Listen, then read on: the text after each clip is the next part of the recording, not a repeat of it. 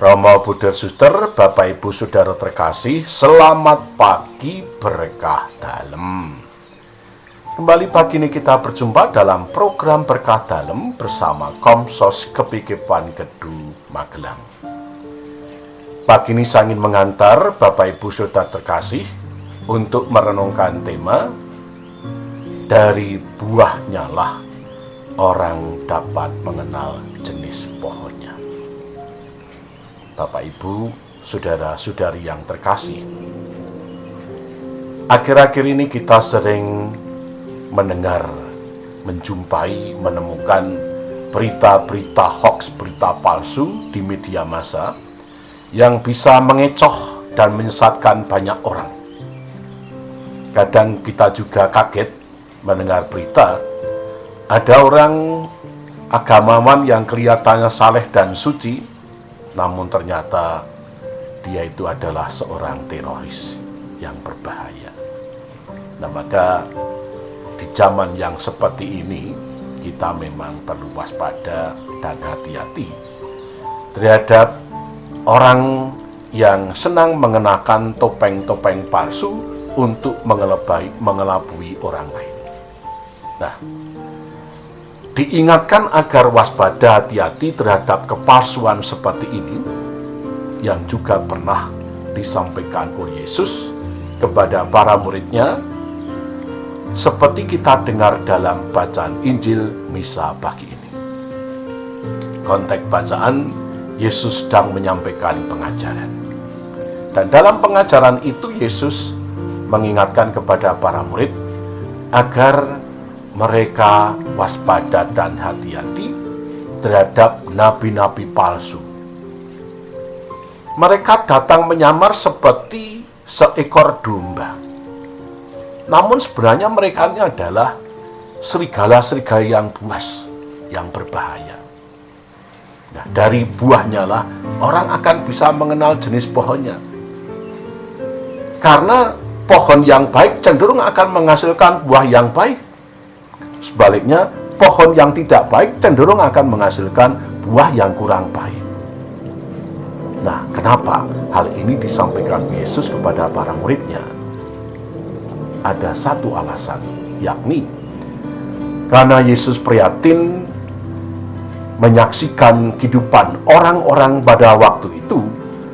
Ada sebagian orang bahkan agamawan yang kelihatannya tampil baik, saleh dan suci, bahkan juga terlibat dalam pengajaran iman, tetapi mereka hatinya jahat, hatinya sirik dengki, dan penuh dengan kejahatan yang membahayakan. Nah, Yesus khawatir jangan-jangan para murid akan meniru cara hidup mereka yang mengenakan topeng-topeng palsu seakan tampil seperti orang yang baik, namun sebenarnya hatinya penuh dengan kejahatan.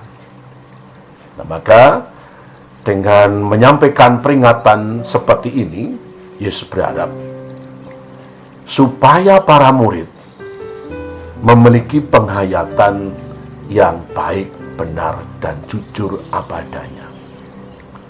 Supaya para murid jangan mengenakan topeng-topeng palsu yang bisa mengecoh bahkan menyesatkan orang lain.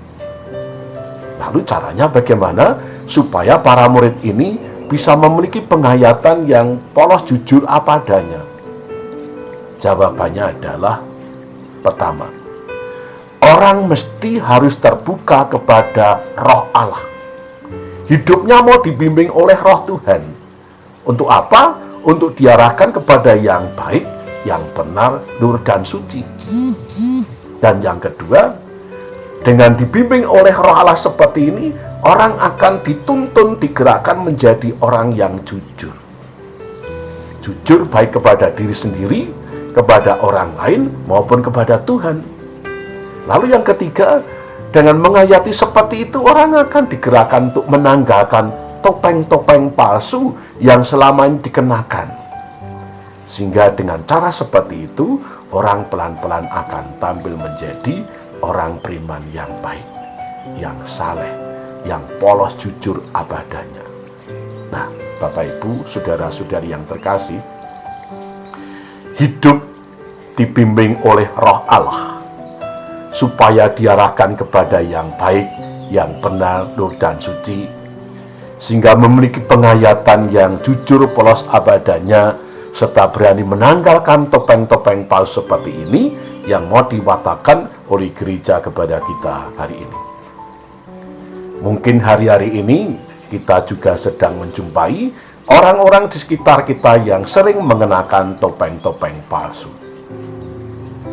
Atau mungkin diri kita sudah sekian lama ini juga mengenakan topeng-topeng palsu yang seakan baik namun sebenarnya hatinya tidak baik. Nah, mestinya kita sebagai pengikut-pengikut Kristus ini mestinya tampil apa adanya dan tidak mengenakan topeng-topeng palsu yang bisa mengecoh orang lain. Nah, kenyataan itu bagaimana? Ada dua corak orang Katolik. Corak pertama, ada orang beriman Kristiani yang karena hidupnya dibimbing oleh Roh Allah, maka ia tampil polos abadanya. Tidak ada kepalsuan dalam dirinya, dan ia memiliki penghayatan yang jujur.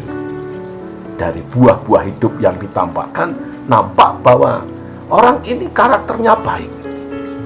Ketika memberikan derma, ketika memberikan bantuan, ia tidak mencari pujian.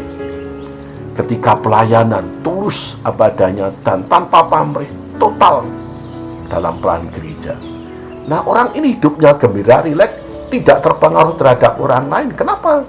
Karena tidak mengenakan topeng-topeng palsu. Dan orang seperti ini hidupnya tenang, baik. Kenapa? Karena orang ini hidupnya menjadi bagian dari persembahan kepada Tuhan. Nah, kelompok dua, orang beriman Kristiani yang sering mengenakan topeng-topeng palsu. Mereka juga rajin ibadah, rajin berdoa, kegiatan menggereja, pelayanan, tetapi itu semua dilakukan dengan pamrih tertentu, tidak tulus. Bahkan kelihatannya tampil baik, rajin beribadah, tetapi hatinya sirik, dengki, iri hati. Jadi yang ditampakkan kelihatannya baik di mata orang, tetapi sebenarnya hatinya penuh dengan kejahatan. Nah, maka kalau hari ini kita diajak oleh gereja untuk merenungkan bagaimana orang beriman Kristiani menampakkan diri sebagai orang yang polos jujur apa adanya tanpa mengenakan topeng-topeng palsu, maka ada satu dua hal yang bisa kita renungkan baginya adalah, apakah diri kita selama ini juga mengenakan topeng-topeng palsu dalam hidupnya, ataukah telah menghayati penghayatan yang jujur apa adanya? Yang kedua, buah-buah kehidupan macam apa yang selama ini kita tampakkan? Apakah buah kehidupan kita selama ini memang baik sehingga berpengaruh terhadap karakter hidup kita? Ataukah buah-buah yang kita tampakkan selama ini hidup yang kurang baik? Dan terakhir, bagaimana agar kita terbuka dibimbing oleh Roh Tuhan supaya kita semakin memiliki penghayatan iman yang jujur apa adanya, serta berani menanggalkan topeng-topeng palsu yang selama ini kita kenakan. Oleh karena itu, mari kita merahmat Allah. Semoga di hadapan Allah kita semakin menjadi orang-orang beriman yang baik, yang saleh dan suci, dan tampil polos abadanya. Kemuliaan kepada Bapa dan Putra dan Roh Kudus. Amin.